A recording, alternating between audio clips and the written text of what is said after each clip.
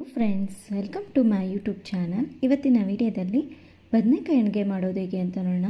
ತುಂಬಾ ರುಚಿಯಾಗಿರುವಂಥ ಒಂದು ಸುಲಭ ವಿಧಾನದಲ್ಲಿ ಎಣ್ಣೆ ಬದನೆಕಾಯಿ ಮಾಡೋದು ಹೇಗೆ ಅಂತ ನೋಡೋಣ.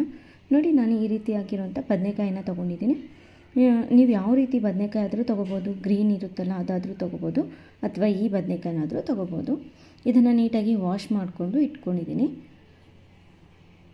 ಇವಾಗಲೇ ಕಟ್ ಮಾಡ್ಕೊಳೋದಿಲ್ಲ, ನಾನು ಸ್ವಲ್ಪ ಮಸಾಲೆ ಎಲ್ಲ ರೆಡಿ ಮಾಡಿಕೊಂಡು ಆಮೇಲೆ ಇದನ್ನು ಕಟ್ ಮಾಡ್ಕೊತೀನಿ. ಅದಕ್ಕೆ ನೋಡಿ, ಫಸ್ಟ್ ನಾವು ಮಸಾಲೆ ರೆಡಿ ಮಾಡ್ಕೊಳ್ಳೋಣ. ಅದಕ್ಕೆ ಒಂದು ಪ್ಯಾನನ್ನು ಇಟ್ಟಿದ್ದೀನಿ. ಅದರಲ್ಲೇ ನಾನೀಗ ಒಂದು 3-4 ಸ್ಪೂನಷ್ಟು ಕಡಲೆ ಬೀಜನ ಹಾಕ್ಕೊಂಡಿದ್ದೀನಿ. ಇದನ್ನು ಒಂದು ಸ್ವಲ್ಪ ಮೀಡಿಯಮ್ ಫ್ಲೇಮಲ್ಲೇ ಇಟ್ಬಿಟ್ಟು ಹುರ್ಕೊಳ್ಳೋಣ. ಒಂದು ಸ್ವಲ್ಪ ಲೈಟಾಗಿ ಕಲರ್ ಚೇಂಜ್ ಆಗೋವರೆಗೂ ಹುರ್ಕೋಬೇಕಾಗುತ್ತೆ. ಇದನ್ನು ಜಾಸ್ತಿ ಉರಿಯಲ್ಲಿ ಇಟ್ಬಿಟ್ಟು ನಾವು ಕಪ್ಪಗಾಗೋವರೆಗೂ ಹುರ್ಕೊಂಡ್ರೆ ಅಷ್ಟೊಂದು ರುಚಿಯಾಗಿ ಬರೋದಿಲ್ಲ. ಹಾಗಾಗಿ ಸ್ವಲ್ಪ ಪ್ರಮಾಣದಲ್ಲಿ ಈ ರೀತಿಯಾಗಿ ಹುರ್ಕೊಂಡ್ರೆ ಸಾಕಾಗುತ್ತೆ. ನೋಡಿ, ಒಂದು ಸ್ವಲ್ಪ ಕೆಂಪಗಾಗಿದೆ, ಇಷ್ಟಾದರೆ ಸಾಕಾಗುತ್ತೆ. ಇದರಲ್ಲೇ ಈಗ ನಾವು ಸ್ವಲ್ಪ ಎಳ್ಳನ್ನು ಹಾಕ್ಕೊತಾ ಇದ್ದೀನಿ. ನಾನು ಎಳ್ಳನ್ನು ಒಂದು 2 ಸ್ಪೂನಷ್ಟು ತೊಗೊಂಡಿದ್ದೀನಿ. ಕಪ್ಪೆಳ್ಳು ಬೇಕು ಅಂದರೆ ಕಪ್ಪೆಳ್ಳನ್ನು ಸಹ ಹಾಕ್ಕೋಬೋದು. ನಾನಿಲ್ಲಿ ಬಿಳಿ ಎಳ್ಳನ್ನೇ ಹಾಕ್ಕೊಂಡಿದ್ದೀನಿ. ಇದನ್ನು ನೋಡಿ ಸ್ವಲ್ಪ ಫ್ರೈ ಆಗಿದೆ. ಇದರಲ್ಲೇ ಈಗ ನಾವು ಸ್ವಲ್ಪ ಕಾಯಿ ತುರಿಯನ್ನು ಸಹ ಸೇರಿಸ್ಕೊತಾ ಇದ್ದೀನಿ. ಒಣ ಕೊಬ್ಬರಿಯನ್ನು ಹಾಕ್ಕೊತಾ ಇದ್ದೀನಿ. ಈ ರೀತಿ ಒಣ ಕೊಬ್ಬರಿನ ಹಾಕ್ಕೊಂಡು ಇದನ್ನು ಸ್ವಲ್ಪ ಲೈಟಾಗಿ ಗರಿ ಆಗೋವರೆಗೂ ಹುರ್ಕೋಬೇಕಾಗುತ್ತೆ. ನೋಡಿ, ಈ ರೀತಿ ಹುರ್ಕೊಂಡಾದಮೇಲೆ ಇದೊಂದು ಸ್ವಲ್ಪ ತಣ್ಣಗಾಗಕ್ಕೆ ಬಿಡೋಣ. ಇದೊಂದು ಸ್ವಲ್ಪ ತಣ್ಣಗಾದಮೇಲೆ ಮಿಕ್ಸಿ ಜಾರಿಗೆ ಹಾಕ್ಕೋಬೇಕಾಗುತ್ತೆ. ನೋಡಿ, ಈಗ ತಣ್ಣಗಾಗಿದೆ. ಇದನ್ನು ಮಿಕ್ಸಿ ಜಾರಿಗೆ ಹಾಕ್ಕೊತಾ ಇದ್ದೀನಿ. ಇದನ್ನು ಯಾವುದೇ ರೀತಿ ನೀರು ಏನು ಹಾಕ್ತೇನೆ ಫಸ್ಟ್ ಇದನ್ನು ನಾವು ಸ್ವಲ್ಪ ಪುಡಿಯನ್ನು ಮಾಡ್ಕೋಬೇಕಾಗುತ್ತೆ. ನೋಡಿ, ಈ ರೀತಿಯಾಗಿ ರುಬ್ಕೋಬೇಕು. ನಾನು ಯಾವುದೇ ರೀತಿ ನೀರು ಏನು ಹಾಕಿಲ್ಲ, ಜಸ್ಟ್ ಎಣ್ಣೆ ಬಿಟ್ಕೊಂಡಿದೆ ಅದೆಲ್ಲ, ಕಡಲೆ ಬೀಜ ಮತ್ತು ಎಳ್ಳು ಕೊಬ್ಬರಿ ಎಲ್ಲ. ಇದನ್ನೀಗ ಒಂದು ಪ್ಲೇಟಿಗೆ ಹಾಕ್ಕೋಬೇಕು. ಈ ರೀತಿ ಒಂದು ಪ್ಲೇಟಿಗೆ ಹಾಕಿ ತೆಗೆದಿಟ್ಕೊಳ್ಳೋಣ. ಈಗ ಅದೇ ಮಿಕ್ಸಿ ಜಾರಲ್ಲೇ ಒಂದು ಟೊಮೆಟೊ, ಒಂದು ಈರುಳ್ಳಿ, ಹಾಗೆ ಸ್ವಲ್ಪ ಶುಂಠಿಯನ್ನು ಹಾಕ್ಕೊಂಡಿದ್ದೀನಿ. ನೋಡಿ, ಸ್ವಲ್ಪ ಕೊತ್ತಂಬರಿಯನ್ನು ಹಾಕ್ಕೋಬೇಕು. ಹಾಗೆ ಸ್ವಲ್ಪ ಬೆಳ್ಳುಳ್ಳಿಯನ್ನು ಸಹ ಸೇರಿಸ್ಕೊಂಡಿದ್ದೀನಿ. ನೀವು ತೊಗೊಂಡಿರೋ ಬದನೆಕಾಯಿಗೆ ಮಸಾಲೆ ನೋಡಿಕೊಂಡು ಹಾಕ್ಕೋಬೇಕಾಗುತ್ತೆ. ಹಾಗೆ ಸ್ವಲ್ಪ ಲವಂಗ ಮತ್ತು ಚಕ್ಕೆಯನ್ನು ಹಾಕ್ಕೊಂಡಿದ್ದೀನಿ. 1 ಸ್ಪೂನಷ್ಟು ಧನಿಯಾ ಪುಡಿಯನ್ನು ಹಾಕ್ಕೊಂಡಿದ್ದೀನಿ. ಹಾಗೆ ನಿಮಗೆ ಎಷ್ಟು ಖಾರದ ಪುಡಿ ಬೇಕೋ ನೋಡಿಕೊಂಡು ಅಷ್ಟು ಖಾರನ ಹಾಕ್ಕೊಳ್ಳಿ. ನಾನಿಲ್ಲಿ 2 ಸ್ಪೂನಷ್ಟು ಹಾಕ್ಕೊಂಡಿದ್ದೀನಿ. ಇದನ್ನೆಲ್ಲ ಹಾಕ್ಕೊಂಡು ನೀರೇನು ಹಾಕ್ತೇನೆ ಈ ರೀತಿಯಾಗಿ ರುಬ್ಕೊಂಡಿದ್ದೀನಿ. ನೋಡಿ, ಇದನ್ನು ಈಗ ಇದರಲ್ಲೇ ಸೇರಿಸ್ಕೊಳ್ಳೋಣ. ನಾನಿಲ್ಲಿ ಮಸಾಲೆ ತುಂಬಿ ಮಾಡ್ತಾ ಇರೋದ್ರಿಂದ ತುಂಬ ನೀರು ಥರ ಆಗಬಾರ್ದು. ಹಾಗಾಗಿ ಸ್ವಲ್ಪ ಮಸಾಲೆಯನ್ನು ಹಾಕ್ಕೊಂಡಿದ್ದೀನಿ. ಉಳಿದಿರೋ ಮಸಾಲೆಯನ್ನು ಗ್ರೇವಿಗೆ ಹಾಕ್ಕೊತೀನಿ. ಹಾಗೆ ನೋಡಿ, ಸ್ವಲ್ಪ ಉಪ್ಪನ್ನು ಹಾಕ್ಕೊಂಡಿದ್ದೀನಿ. ಸ್ವಲ್ಪ ಚಿಕ್ಕದಾಗಿ ಕಟ್ ಮಾಡ್ಕೊಂಡಿರೋಂಥ ಈರುಳ್ಳಿಯನ್ನು ಸೇರಿಸ್ಕೊಂಡು ಎಲ್ಲದನ್ನು ಮಿಕ್ಸ್ ಮಾಡ್ಕೋಬೇಕು. ಈ ರೀತಿಯಾಗಿ ತುಂಬ ಅದು ಮಸಾಲೆ ತುಂಬಲಿಕ್ಕೆ ಆಗದೆ ಇರೋಷ್ಟು ಲಿಕ್ವಿಡ್ ಥರ ಆಗಿಬಿಟ್ರೆ ಚೆನ್ನಾಗಾಗೋದಿಲ್ಲ. ಹಾಗಾಗಿ ಇದನ್ನೆಲ್ಲ ಮಿಕ್ಸ್ ಮಾಡ್ಕೊಂಡಾದಮೇಲೆ ಒಂದು ಪಾತ್ರೆಯಲ್ಲಿ ಸ್ವಲ್ಪ ನೀರನ್ನು ಹಾಕ್ಕೊಂಡು ಉಪ್ಪನ್ನು ಹಾಕ್ಕೊಂಡಿದ್ದೀನಿ. ಈಗ ನೋಡಿ, ಬದನೆಕಾಯಿನ ಈ ರೀತಿಯಾಗಿ ಕಟ್ ಮಾಡ್ಕೋಬೇಕು. ಮಧ್ಯಕ್ಕೆ 4 ಭಾಗ ಸೀಳ್ಕೋಬೇಕು. ಅಂದರೆ ಪೂರ್ತಿ ಓಪನ್ ಆಗೋ ರೀತಿಯಲ್ಲ. ನೋಡಿ, ಈ ರೀತಿಯಾಗಿ ಕಟ್ ಮಾಡ್ಕೋಬೇಕು. ನೋಡಿ, ಈ ರೀತಿ ಓಪನ್ ಮಾಡ್ಕೊಂಡು ನೋಡಬೇಕು ಹುಳ ಏನಾದರೂ ಇದೆನಾ ಅಂತ. ಈ ರೀತಿ ಉಪ್ಪಿನ ನೀರಲ್ಲಿ ಸೇರಿಸ್ಕೊಳ್ಳೋಣ. ಈ ರೀತಿ ಉಪ್ಪು ನೀರಲ್ಲಿ ಸೇರಿಸ್ಕೊಳೋದ್ರಿಂದ ಏನಾಗುತ್ತೆ ಅಂದರೆ ಬದನೆಕಾಯಿ ಕಹಿ ಬರೋದಿಲ್ಲ, ಹಾಗೆ ಕಪ್ಪು ಸಹ ಆಗೋದಿಲ್ಲ. ಒಳಗಡೆ ಎಲ್ಲ ಬದನೆಕಾಯಿನೂ ಇದೇ ರೀತಿಯಾಗಿ ಕಟ್ ಮಾಡ್ಕೋಬೇಕು. ಒಳಗಡೆ ಎಲ್ಲ ನೀಟಾಗಿದೆನಾ ಅಂತ ಚೆಕ್ ಮಾಡಿಕೊಂಡು ಯೂಸ್ ಮಾಡ್ಕೋಬೇಕು. ನೋಡಿ, ಈ ರೀತಿಯಾಗಿ ಕಟ್ ಮಾಡಿಕೊಂಡು ಒಂದ್ಸರಿ ನೀರಲ್ಲೆಲ್ಲ ಮಿಕ್ಸ್ ಮಾಡ್ಕೊಳ್ಳೋಣ. ಈ ರೀತಿ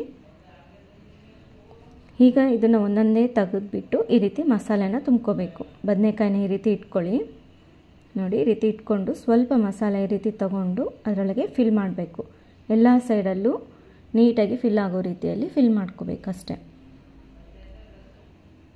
ತುಂಬಾ ಸಿಂಪಲ್ಲು, ಆದರೆ ರುಚಿ ಮಾತ್ರ ಅದ್ಭುತವಾಗಿರುತ್ತೆ. ನಮ್ಮ ಮನೇಲಿ ಇದು ತುಂಬಾ ಎಲ್ಲರಿಗೂ ಇಷ್ಟ ಆಗಿರೋವಂಥ ಒಂದು ರೆಸಿಪಿ ಅಂತಲೇ ಹೇಳ್ಬೋದು. ನೋಡಿ, ಈ ರೀತಿ ನೀಟಾಗಿ ಫಿಲ್ ಮಾಡ್ಕೋಬೇಕು. ಎಲ್ಲ ಕಡೆಯಿಂದಲೂ ನೀಟಾಗಿ ಫಿಲ್ ಆಗಬೇಕು. ಸರಿಯಾಗಿ ಫಿಲ್ ಮಾಡಲಿಲ್ಲ ಅಂದರೆ ಅದು ಮಸಾಲೆ ಚೆನ್ನಾಗಿ ಹೊಂದ್ಕೊಳೋದಿಲ್ಲ, ಅಷ್ಟೊಂದು ರುಚಿ ಆಗೋದಿಲ್ಲ.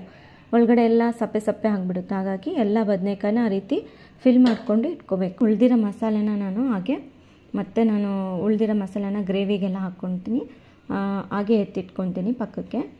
ಈಗ ಅದನ್ನು ಪಕ್ಕಕ್ಕೆ ಇಟ್ಕೊಂಡು ಒಂದು ಪ್ಯಾನನ್ನು ಇಟ್ಟಿದ್ದೀನಿ. ನೋಡಿ, ಅದರಲ್ಲಿ ಒಂದು 3-4 ಸ್ಪೂನಷ್ಟು ಎಣ್ಣೆನ ಹಾಕ್ಕೋಬೇಕು.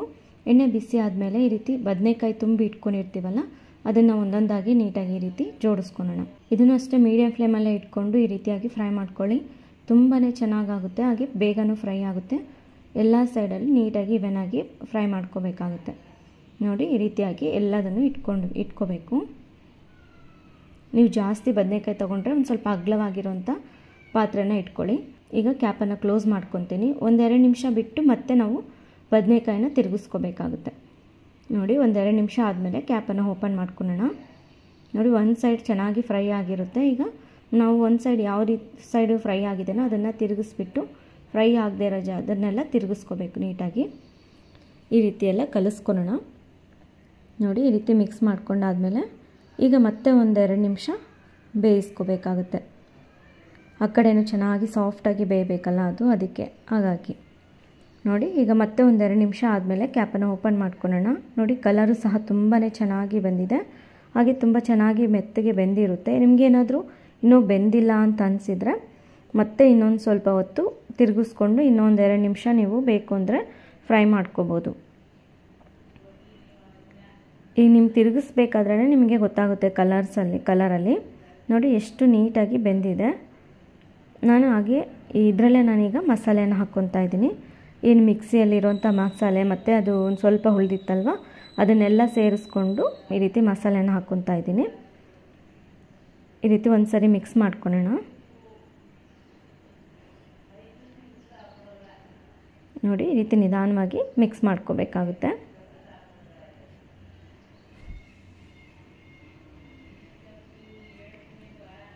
ಸ್ವಲ್ಪ ನೀರನ್ನು ಸೇರಿಸ್ಕೋಬೇಕು ಅನ್ನಿಸ್ತಿತ್ತು, ಹಾಗಾಗಿ ನಾನು ಮಿಕ್ಸಿಗೆ ಒಂದು ಸ್ವಲ್ಪ ನೀರನ್ನು ಹಾಕ್ಕೊಂಡು ಸೇರಿಸ್ಕೊಂಡಿದ್ದೀನಿ.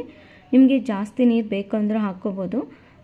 ಆ ರೀತಿ ಮಾಡೋದಕ್ಕಿಂತ ಸ್ವಲ್ಪ ನೀರು ಹಾಕ್ಕೊಂಡು ಸ್ವಲ್ಪ ಗಟ್ಟಿಯಾಗಿ ಗ್ರೇವಿ ಇದ್ರೇ ತುಂಬ ರುಚಿ ಕೊಡುತ್ತೆ. ಹಾಗಾಗಿ ನಾನು ಸ್ವಲ್ಪ ನೀರನ್ನು ಹಾಕ್ಕೊಂಡ್ಬಿಟ್ಟು ಒಂದು ಸರಿ ನೀಟಾಗಿ ಮಿಕ್ಸ್ ಮಾಡ್ಕೊತಾ ಇದ್ದೀನಿ. ಫ್ರೆಂಡ್ಸ್, ಇದು ನನ್ನ ಯೂಟ್ಯೂಬ್ ಚಾನಲ್ ಹೊಸದು. ಯಾರೆಲ್ಲ ನನ್ನ ಚಾನಲ್ಗಿನ್ನೂ ಸಬ್ಸ್ಕ್ರೈಬ್ ಆಗದೆ ನೋಡ್ತಾ ಇದ್ದರೆ ಪ್ಲೀಸ್ ಸಬ್ಸ್ಕ್ರೈಬ್ ಆಗಿ.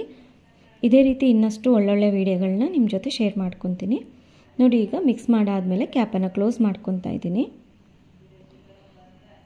ಕ್ಲೋಸ್ ಮಾಡಿಕೊಂಡು ಒಂದು 5 ನಿಮಿಷ ಆದಮೇಲೆ ಓಪನ್ ಮಾಡಿಕೊಂಡ್ರೆ ಅಬ್ಬಬ್ಬಾ ಏನು ರುಚಿಕರವಾಗಿರುತ್ತೆ ನೋಡಿ. ಎಣ್ಣೆಲ್ಲ ಬಿಟ್ಕೊಂಡಿದೆ, ಮಸಾಲೆ ಎಲ್ಲ ಒಂದೊಳ್ಳೆ ಘಮ ಬರ್ತಾ ಇದೆ. ಬದನೆಕಾಯಿ ಎಲ್ಲ ಸೈಡಲ್ಲೂ ಚೆನ್ನಾಗಿ ಮಸಾಲೆಯೊಂದಿಗೆ ಹೊಂದ್ಕೊಂಡು ರುಚಿಕರವಾಗಿರುವಂತಹ ಬದನೆಕಾಯಿ ಎಣ್ಗಾಯಿ ರೆಡಿ ಆಗೋಯಿತು. ಸಖತ್ತಾಗಿದೆ ನೋಡಿ, ಎಷ್ಟು ಚೆನ್ನಾಗಿ ಬೆಂದಿದೆ. ರೊಟ್ಟಿಗಾಗಲಿ ಚಪಾತಿಗಾಗಲಿ ಸೂಪರ್ ಕಾಂಬಿನೇಷನ್ ಅಂತಲೇ ಹೇಳ್ಬೋದು. ಈವನ್ ರೈಸ್ಗೂ ಸಹ ನೀವು ಆರಾಮಾಗಿ ಟೇಸ್ಟ್ ಮಾಡ್ಬೋದು. ನಾನಿವತ್ತು ಚಪಾತಿ ಜೊತೆ ಸರ್ವ್ ಮಾಡ್ಕೊತಾ ಇದ್ದೀನಿ. ತುಂಬಾ ರುಚಿಕರವಾಗಿರುವಂತಹದ್ದು. ಬಾಯಲ್ಲಿಟ್ಟರೆ ಹಾಗೆ ಬೆಣ್ಣೆ ಥರ ಕರ್ಗೋಗ್ಬಿಡುತ್ತೆ. ನೀವು ಒಂದ್ಸರಿ ಈ ರೀತಿಯಾಗಿ ಟ್ರೈ ಮಾಡಿ ನೋಡಿ. ಯಾವ ರೀತಿ ಬಂತು ಅನ್ನೋದನ್ನು ಕಮೆಂಟ್ ಮಾಡಿ ತಿಳಿಸಿ. ಈ ವಿಡಿಯೋ ಇಷ್ಟ ಆಗಿದೆ ಅಂದ್ಕೊಂಡಿದ್ದೀನಿ. ಇಷ್ಟ ಆಗಿದರೆ ಪ್ಲೀಸ್ ಲೈಕ್ ಮಾಡಿ, ಶೇರ್ ಮಾಡಿ. ಸಬ್ಸ್ಕ್ರೈಬ್ ಆಗಿಲ್ಲ ಅಂದರೆ ಸಬ್ಸ್ಕ್ರೈಬ್ ಆಗಿ. ಮತ್ತೊಂದು ಒಳ್ಳೆ ವಿಡಿಯೋ ಜೊತೆಗೆ ಭೇಟಿಯಾಗೋಣ. ಧನ್ಯವಾದಗಳು.